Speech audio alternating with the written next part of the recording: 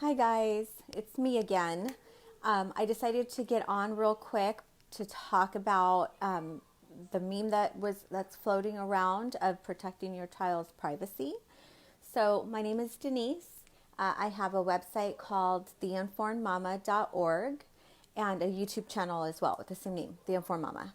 So a lot of people are asking me what my source is. I will not give away my source because it's private and I want to protect the people that, speak up. Hi.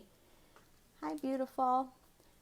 So earlier I received a message that the LA Times is requesting medical records from the school districts in California.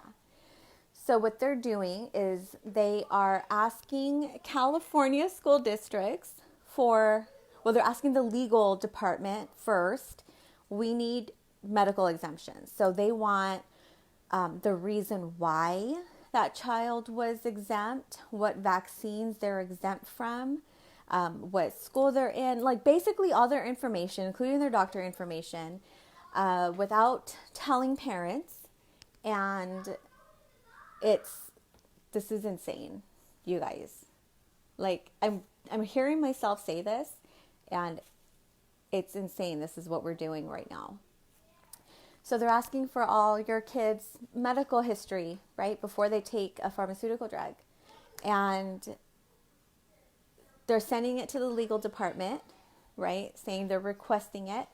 And then the legal department is sending it to the schools and making it like it's a subpoena, like they legally need to give this information. That's what the schools are basically telling their staff. So the staff gets it, right? They have no idea what's going on. They're getting this from their legal department. Their staff is saying you need to send it. I mean, it's important. They're sending an email for a reason. All the while, they're sending it to the LA Times. The LA Times, if you guys did not know, was bought by a former pharmaceutical investor, and he has absolutely praised what PAN is doing. So SB 276 has not even passed yet, and this seems like they want to show the doctors, just like they did it in San Diego. They want to reveal the doctors because then that passes, they can get it audited, and the doctors will have to come out of pocket for legal fees at times. Essentially, they're going to they want all the doctors. So doctors are no longer going to write medical exemptions. So for all the people who say that we are abusing medical exemptions, and for all the people who say that, good, my kid has a legitimate medical exemption and your kid shouldn't have it. Well, it's going to affect your kids too. Everybody who you think has a fake exemption, which there are no fake exemptions, and parents who feel they have a legitimate exemption, their kids' information is going to go to the LA Times. So it doesn't matter if your kid had a heart transplant and they're exempt from the law because they had a heart transplant. Those files aren't flagged like that. They're going to send it out to the media. It's the media. It's not even a legal department. Like, it's not even from the state. It's not from public health. Like, it's the media. It's the LA Times. Your kid's information is going to go in the LA Times. So what I suggest you do is I put up a post, and it's the CAIR, CAIR. You download the forms, fill them out, and if you can, email them to the school so that way there's a paper trail. And let them know you do not consent to having your child's medical records sent over to the LA Times or any other third-party entity. Okay, hold on, baby. So I would get on that right away. In my area, school starts tomorrow, so I will be sending out my email as well. This is insanity, and it's super crazy. Like, your kid's information, the school, everything, the doctor, the district, everything is going to go in this publication.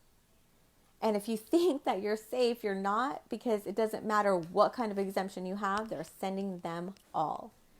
So we're trying to get in front of this. Latinos for Medical Freedom, we're going to work on some things. So we're trying to get in front of this. So I would please ask that you first ask the school through an email so you keep everything on a paper trail. And then if they tell you, I don't know, or I can't tell you, whatever, okay, please put this in my child's records. And you sign it and you send it, you scan it over to them and you put it in your child's medical records, because it's important to have a paper trail for what's happening.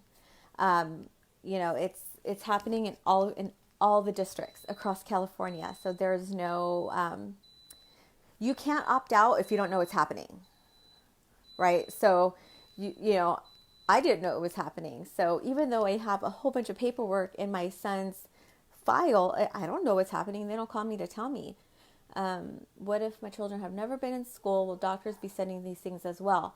No, if you file your medical exemption, hold on, and they're not in school right now. So this is for children who are in school. Like they got the email in my district, or it was like today or something like that. So it just depends on, when they received it. So it's an opt-out form. I put it on my previous post. So you just put that you do not consent to your child's information being sent to a third party.